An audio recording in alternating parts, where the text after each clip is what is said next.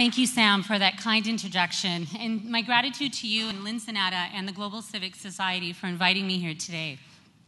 I'm going to start with a question to you, and that is, what is the most complex thing in the known universe? The human brain. With over 100 billion interconnected neurons, the human brain is the most complex thing in the known universe. Given this, it is no surprise that things can go astray. Another question. Princess Diana, Beethoven, Kurt Cobain, Sir Winston Churchill, what do they all have in common? Mental illness. It affects 1 in 4 people worldwide, regardless of country or culture. Everyone is affected by it. Rock stars, royalty, musicians, world leaders, hockey players, our colleagues, families, and friends. Throughout history, some of the world's greatest minds have been affected by it, and in fact, we often think there's a link between genius and mental illness. Today, suicide ends more lives than homicide and war, and depression will be the #2 killer, second only to heart disease in the near future. So why are mental health issues on the rise? Well, our lives are becoming more stressful, with never-ending pressures, and little or no time. This is how I feel sometimes.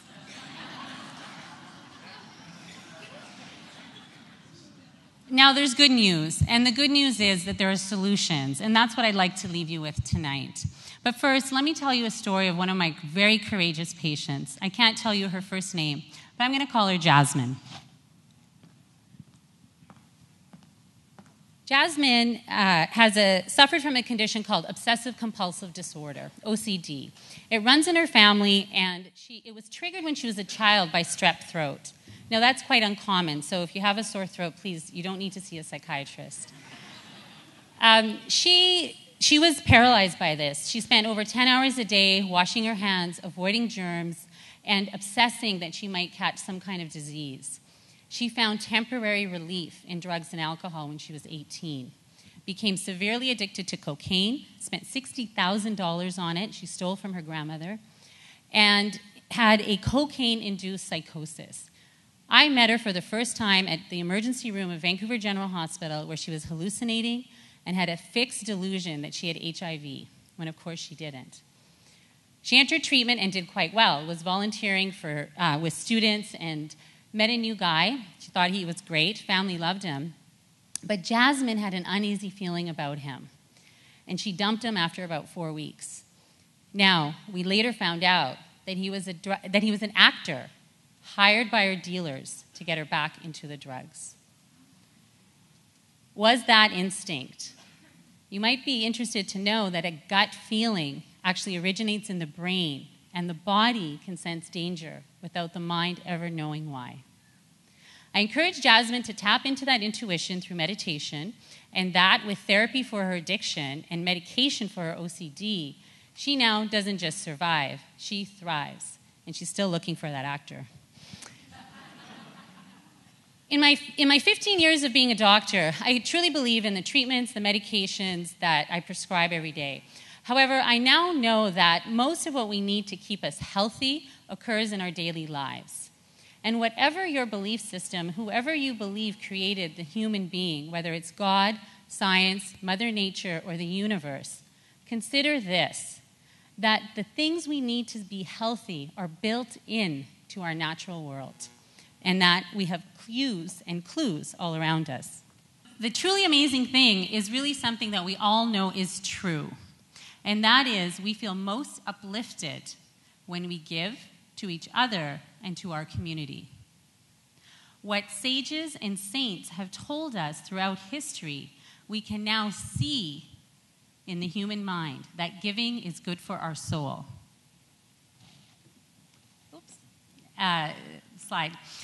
What I wanted to say is that those cues in nature that are all around us actually can be experienced in our daily lives. And these are some of the things that work as well as antidepressants. So exercising 20 minutes a day, 3 times a week, and positive socialization, outdoor sunlight. Now, positive socialization is when you have a social interaction, you leave feeling better, not worse. So you want to book your coffee dates with Oprah, not Snooki, or nobody from a reality show. Okay. All right, so getting back to giving. Next slide. Getting back to giving is what saints and sages told us was that giving feels good for our soul. And we now know that it is good for our brain. So let's talk about the neuroscience of giving for a moment. When we participate in mutually cooperative activities, such as sharing and helping, we activate powerful neurological pathways that lead us feeling rewarded and wanting to do more.